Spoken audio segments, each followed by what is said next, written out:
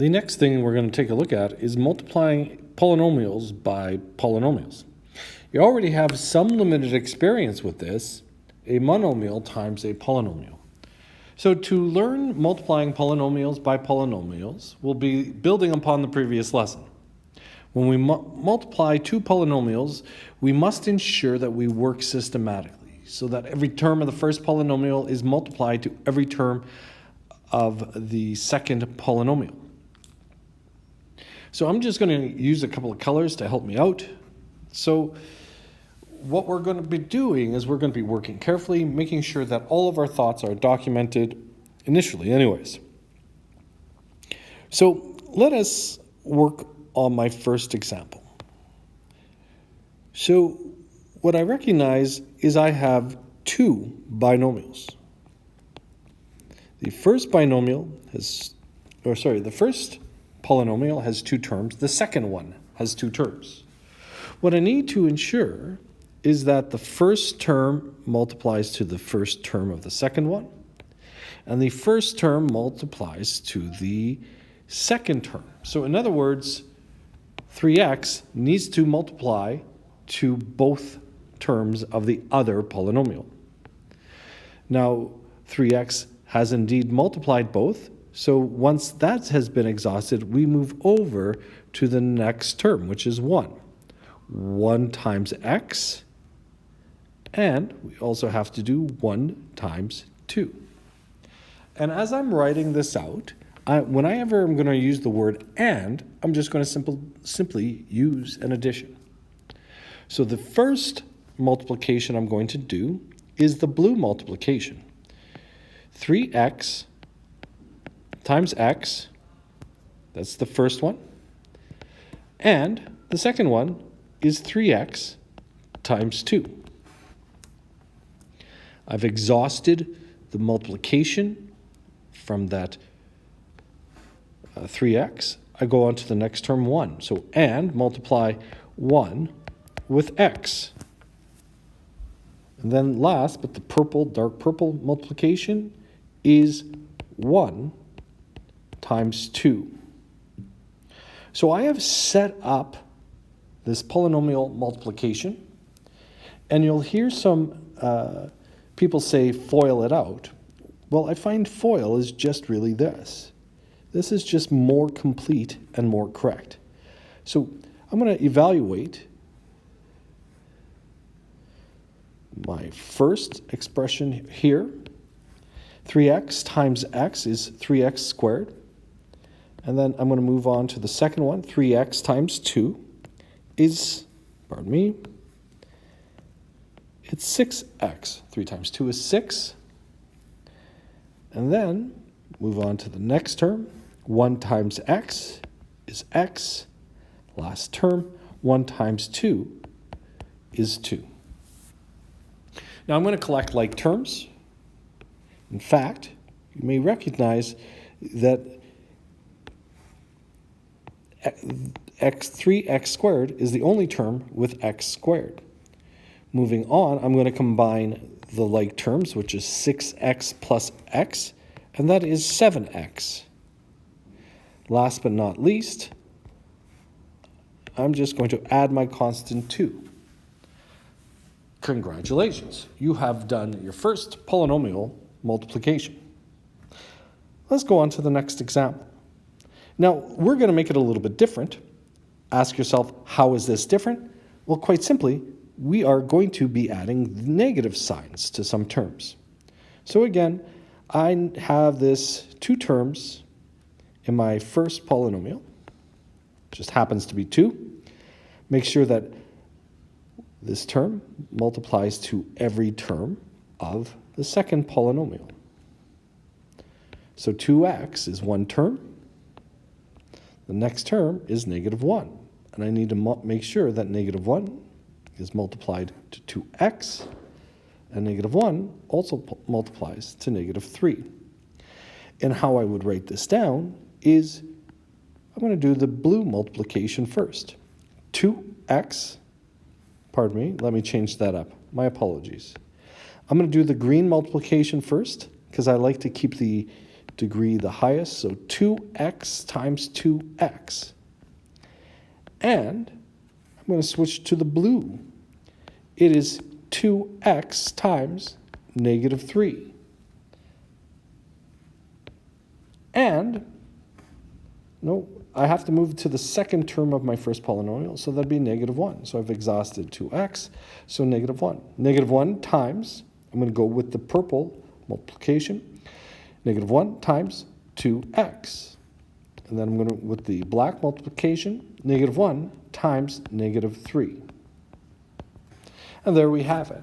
I've set up my multiplication for polynomials. 2x times 2x is 4x squared. 2x times negative 3 is negative 6x. Negative 1 times 2x is negative 2x. Negative 1 times negative 3 is 3.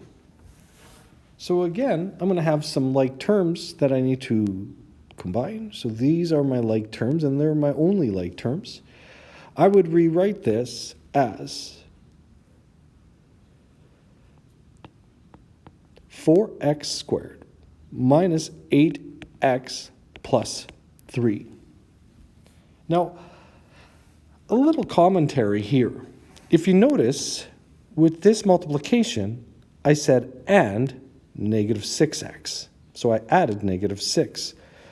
Whereas the second binomial, the one I've just highlighted in pink, I said plus negative 1 times 2x. And I know that adding a negative is the same as subtraction. So that's why I just subtract the term. I'll try to be more careful further on as we go along. All right, let's go to the next example. Now, this next example is no longer a binomial times a binomial. It's actually a binomial times a trinomial. And let's go. I have two terms in my first polynomial. I need to make one multiplication, two multiplications, three multiplications. Remember, each term of the first polynomial needs to multiply each piece of the second one. Now, I'm going to move on to my next polynomial, or my next term of my polynomial, and that's negative x times x squared. I'm running out of colors here, negative x times 3x. And I'm just going to switch up colors. Let's do it in pink. Negative x times 1. So I like showing these colors just because it gives me reasoning here. I like drawing it out.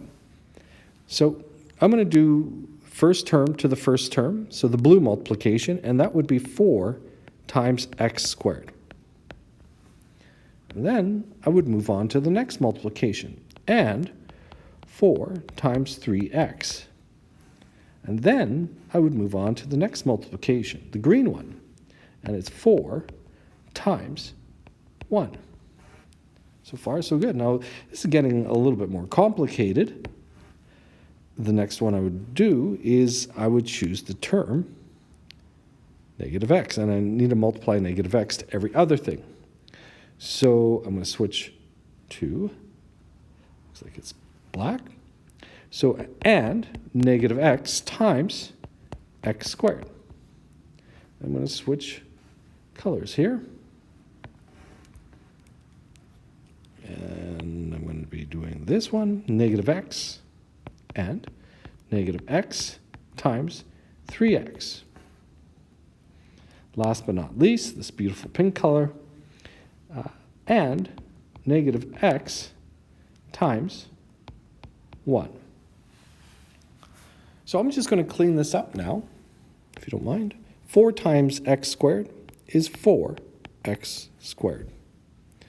Moving on to the next term, 4 times 3x, well, that's going to be 12x. Multiply the coefficients, and 4 times 1 is 4. Let's move on to the next term. negative x times x squared is actually, and let's put this in brackets, it's negative x cubed. Or I can think of it as just subtract x cubed, the same notion. Let's move on here. Negative x times 3x is and negative 3x squared. I think this is my last term, negative x times 1 and negative x. So perhaps I'm just going to rewrite these. So without all these double negatives, or adding a negative, I'm just going to include the sign. So it's going to just be 4x squared, 12x. I'm just basically rewriting it, plus 4. Now adding negative 3x, I'm just going to choose to write it as minus x cubed. Sorry, I think I called it 3x, it's x cubed. Minus 3x squared, right? Adding negative 3x squared is the same as subtracting 3x squared. And then subtracting x. So I'm going to reorder this in standard order. So what I see is this is the highest degree. So I'm going to write it as negative x cubed. And then, is that the only x to the power of 3? Yeah, I believe so. The next thing I'm going to move is x to the power of 2. And what we have here is, I'm going to write these side by side if you don't mind, plus 4x squared minus 3x squared. And then I'm going to move on to the next. It's 12x minus x. So I'm just going to write that in pink. So plus 12x minus x. So right now, I'm just reorganizing. Plus 4. So I'm just going to add 4. So it's systematically going through, making sure I haven't forgot anything. So now I'm just going to compute. That's negative 3x cubed. 4x squared minus 3x is going to be 1x squared. I just write that as x squared. 12x minus x is plus 11x. Done that. And now all there is a constant term of 4 left over.